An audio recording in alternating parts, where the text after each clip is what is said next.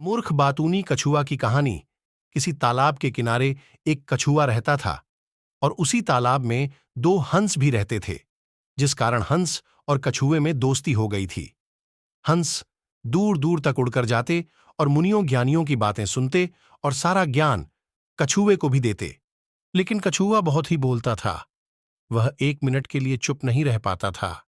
एक दिन हंसों ने सुना कि यहां अब सूखा पडीडी एचने वाला है, तो यह बात तुरंत कछुए को भी बताई और कछुआ उनसे अपनी जान बचाने को बोला। हंस उसकी जान बचाने के लिए तैयार हो गए।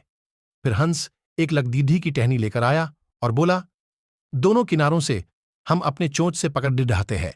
तुम बीच में अपने दांतों से लकड़ी को पकड़ लेना। इस प्रकार उड़कर दूसरे दूर तालाब में चले जाएंगे, लेकिन एक बात का ध्यान रखना, बीच में कहीं नहीं बोलना है। कछुए ने हामी भर दी और हंस कछुए को लेकर उड्डीएचने लगे।